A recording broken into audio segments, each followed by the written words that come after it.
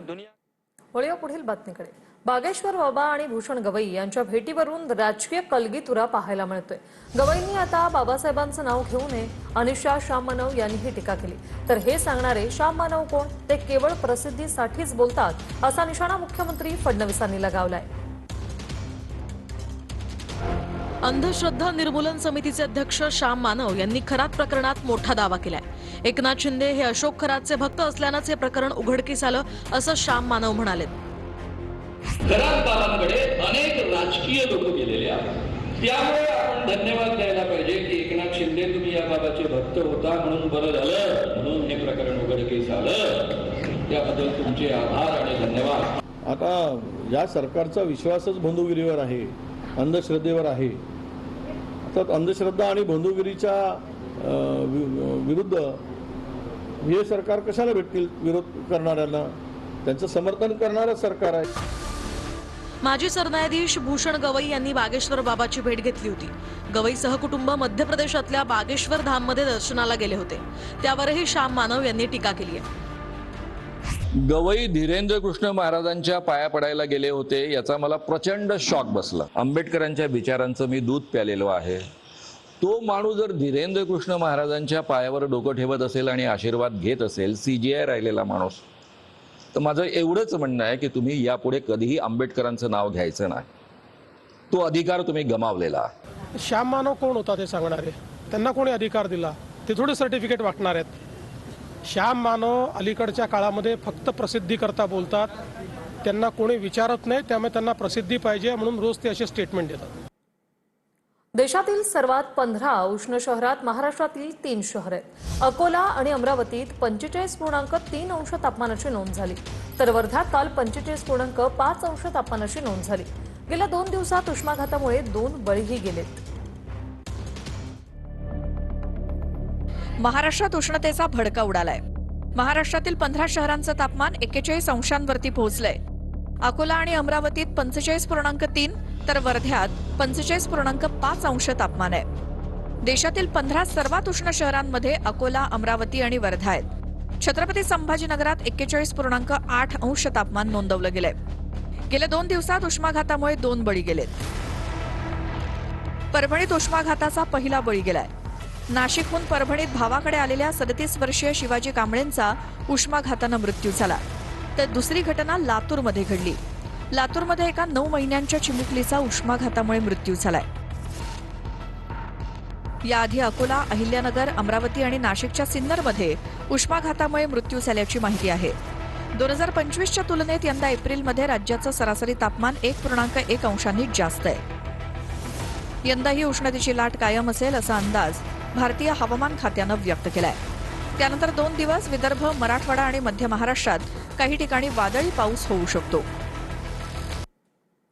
फडणवीस सरकार शेतकरी कर्जमाफीच्या तयारीत असल्याची सूत्रांची माहिती आहे। 35 लाख शेतकऱ्यांना कर्जमाफीचा लाभ मिळण्याची शक्यता आहे।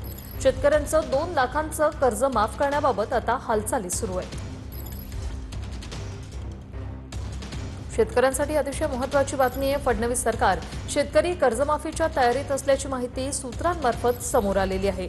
35 लाख शेतकऱ्यांना या कर्जमाफीचा लाभ मिळण्याची शक्यता आहे। शेतकऱ्यांचं तब्बल 2 लाखांपर्यंतचं कर्ज माफ करण्याबाबत आता हालचाली सुरू झाल्या। शेतकरी कर्जमाफीच्या फडणवीस सरकार शेतकरी कर्जमाफीच्या तयारीत असल्याची सूत्रांची माहिती आहे। परदेशी समितीच्या अहवालात 35 लाख शेतकऱ्यांना कर्जमाफीचा लाभ मिळण्याची शक्यता आहे। मात्र अंतिम निर्णय होईपर्यंत लाभधारक शेतकऱ्यांची संख्या वाढण्याची शक्यता आहे। शेतकऱ्यांचे कमाल 2 लाखांचे कर्जमाफ करण्याबाबत हालचाली सुरू आहेत। सरकारला कर्जमाफीसाठी 25,000 कोटींची तरतूद करावी लागणार आहे। दरम्यान कर्जमाफी समितीचा अहवाल सार्वत्रिक करा अशी मागणी किसान सभेच्या अजित नवले यांनी सरकारकडे केली आहे। नियमित कर्जदारांना सुद्धा थकीत कर्जदारांना इतकाच दिलासा दिला जावा। इमू पालनचे शेतकरी, शेडनेटचे शेतकरी आणि त्याचबरोबर शेतीच्या इतर सुधारणांसाठी ज्या शेतकऱ्यांनी कर्ज घेतलं त्यांना सुद्धा लाभ दिला जावा आणि 2 लाखाच्या वर ज्या शेतकऱ्यांचं कर्ज आहे त्यांना सुद्धा दिलासा देण्याच्या बद्दल ठोसपणाने निर्णय घेतले जावेत, ही सुद्धा मागणी कर्जमाफीच्या संदर्भामध्ये किसान सभेच्या वतीनं आम्ही करतोय, त्याचा सुद्धा विचार शेतकऱ्यांच्या बाबत महाराष्ट्र सरकारने कर्जमाफी करताना करावा, अशा प्रकारची मागणी किसान सभेच्या वतीनं महाराष्ट्र सरकारला आम्ही करतो आहोत. नीलम गोरेंऐवजी अभिजित बिचुकले यांना विधान परिषदेवर घ्या अशी मागणी करत तृप्ती देसाई यांनी उपमुख्यमंत्री एकनाथ शिंदे यांना ईमेल केलाय. नीलम गोरे यांनी पक्ष संघटनेसाठी काही काम केलं नाही अशी टीका तृप्ती देसाईंनी केली आहे. पक्षासाठी पक्ष संघटना मजबूत करण्यासाठी कुठलंही काम केलेलं नाहीये.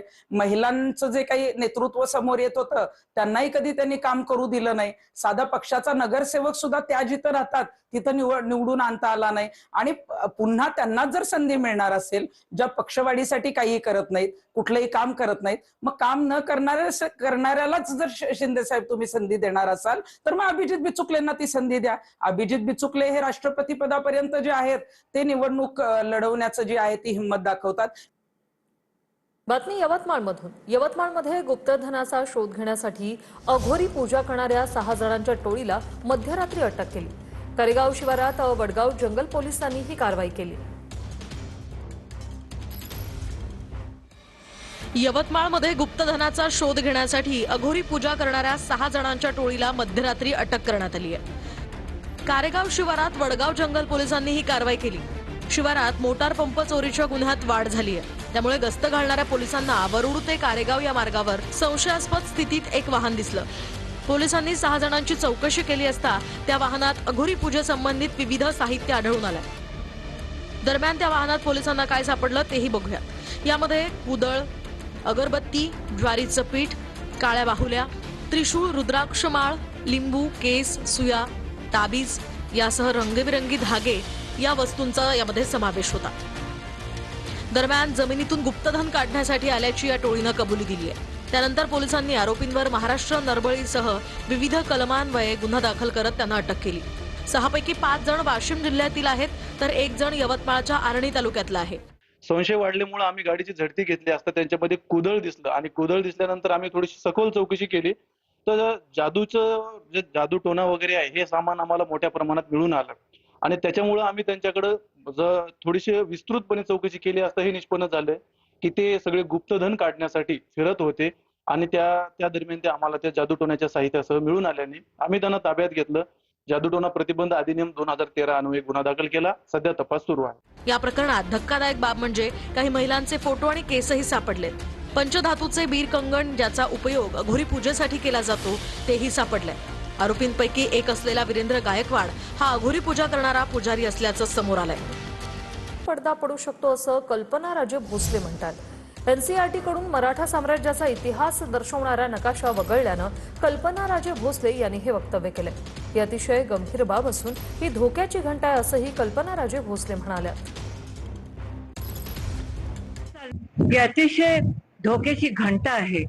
ही अतिशय सिरियस गोष्ट आहे आणि हे असं चालणार नाही.